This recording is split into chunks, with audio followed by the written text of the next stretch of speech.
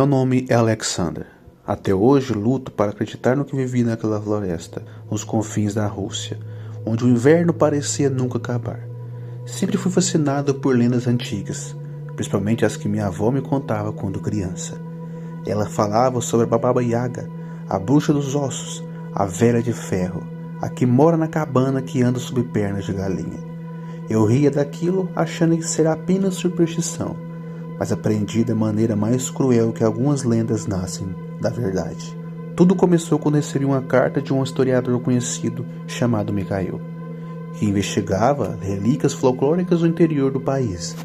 Ele dizia ter encontrado um artefato ligado à bruxa, algo que poderia provar sua existência. A carta estava manchada e apressada, pedindo que eu fosse até a vila de Kostroma antes que a noite longa chegasse. A curiosidade venceu o bom senso.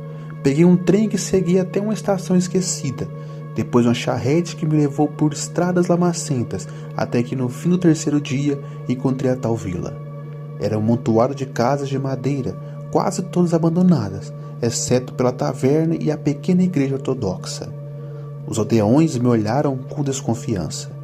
Quando mencionei o nome de Mikhail, alguns se benzeram, outros se afastaram. O taberneiro, um homem velho de barba rala, sussurrou que o historiador havia seguido para a floresta 3 dias antes e não voltara. Ele advertiu que ninguém ia para aquele lado no inverno, pois as árvores escondem pernas e a neve cobra rastros que não voltam.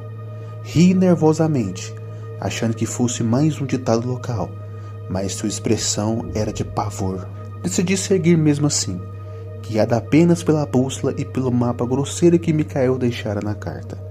As árvores da floresta eram tão densas que o pouco do sol que havia desaparecia entre os galhos negros.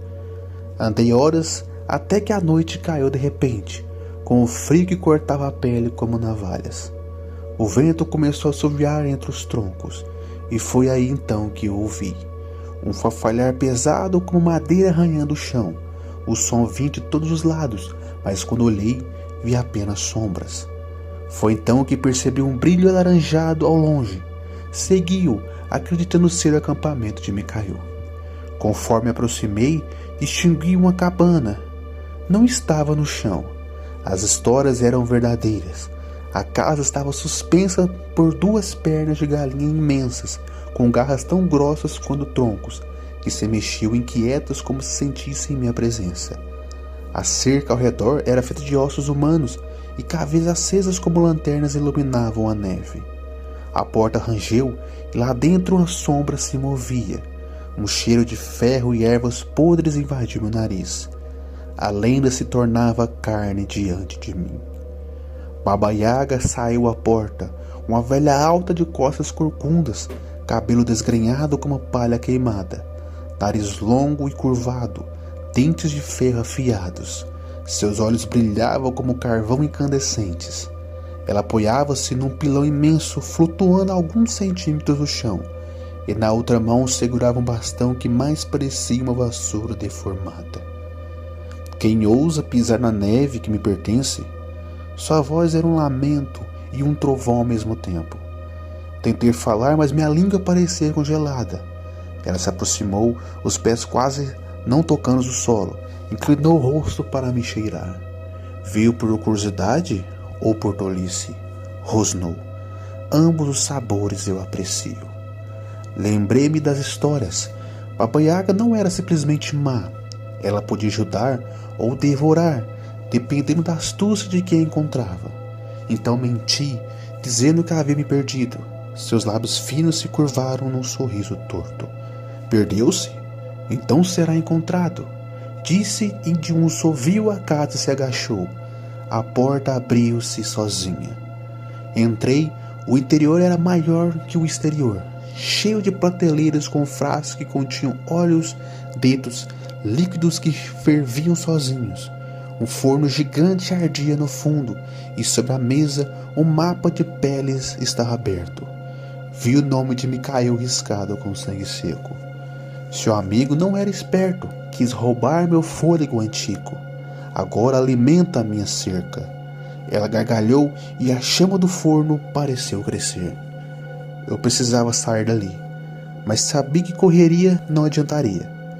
As histórias diziam que ela podia voar em seu pilão mais rápido que qualquer vento. Então fiz o que os velhos contam digeriam. Pedi um favor. Baba Yaga, preciso voltar à minha vila.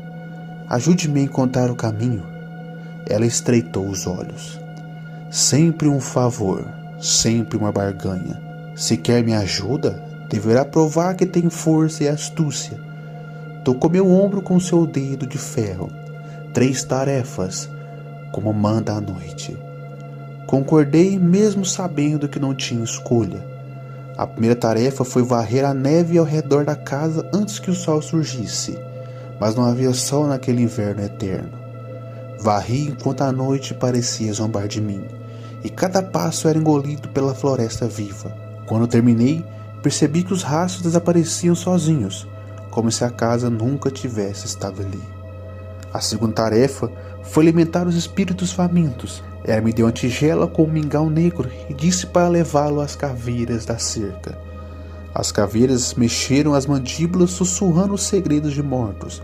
Falavam de crianças levadas no meio da noite, de guerreiros perdidos que nunca mais voltaram, de aldeias inteiras que sumiram na neve. Tentei tampar os ouvidos, mas as vozes entravam direto na mente. A terceira tarefa, a mais cruel, era trazer-lhe o coração que pulsa fora do corpo. Não entendi à primeira vista, mas ela apontou para uma clareira onde uma árvore seca, feita de carne retorcida, batia um coração gigante. Era isso que mantinha a floresta viva, e prisioneiros todos que se aventuravam ali. Com faca enferrujada, cortei o órgão de madeira e sangue. A floresta gritou, as árvores se inclinaram e o vento se tornou uma tempestade. Voltei à cabana, Baba Yaga me esperava com um sorriso que rasgava o rosto. Cumpriu as 3? Então merece a escolha, um caminho para a vida ou para o conhecimento. Olhei para o forno, para as caveiras que ainda murmuravam, para as pernas da casa que tremiam. Pensei em Micael, em minha avó, nas lendas, e escolhi a vida. Ela riu, abriu um frasco de fumaça verde e soprou em meu rosto. Quando acordei, estava na beira da vila, com neve até os joelhos, sem mapa, sem nada. Atrás de mim, a floresta estava silenciosa, mas o vento ainda se ouvia, o bater de um coração distante. Voltei para a cidade, mas nunca mais encontrei paz. À noite, ouço arranhões na minha porta, como garras de galinha. Às vezes, uma sombra passa pela janela e um cheiro de ferro queima o ar. Ela me deixou ir, mas não sem uma marca. Os meus sonhos, varro neve, alimento caveiras e carrego aquele coração maldito. Sei que um dia, quando o inverno for longo demais, as pernas da cabana vão me encontrar. E dessa vez, não haverá tarefas, apenas o forno.